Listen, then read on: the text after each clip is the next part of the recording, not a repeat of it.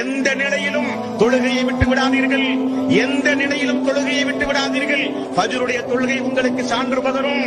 அஸருடைய தொழுகை எவன் தவற விட்டு விட்டானோ அவன் உலகத்தில் இருக்கிற அனைத்தையும் இழந்தவனை போல் ஆவான் என்று ரசூலுல்லாஹி ஸல்லல்லாஹு அலைஹி வஸல்லம் அவர்கள் சொன்னார்களே.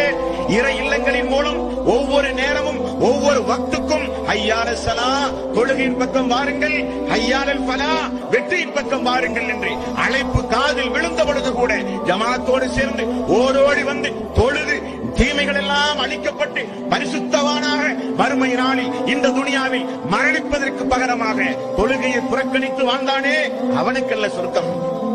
ஓடோடி வந்து முதல் சஃபில் இமாமுடைய வலது பக்கத்தில் இருக்கிற மக்களுக்கு வானவருடைய பிரார்த்தனை என்று ரசூலுல்லாஹி ஸல்லல்லாஹு அலைஹி வஸல்லம் அவர்கள் சொன்னார்களே, அந்த ஜமாத்தை பின்பற்றி தன்னுடைய வறுமை காலத்திலும் செல்வமான நிலையிலும் சோதனையான கட்டத்திலும் எவ்வளவு பெரிய மன உளைச்சலுக்கு ஆனாலும் ஓடி வந்து சுஜூதில் கிடந்து தன்னுடைய மனக்குமுறலை அல்லாஹ்விடத்திலே ஒப்படைத்து அழுது தொழுது சுஜூதோடு தொடர்பு வைத்தானே அவனுக்குரியது அந்த சொர்க்கம்.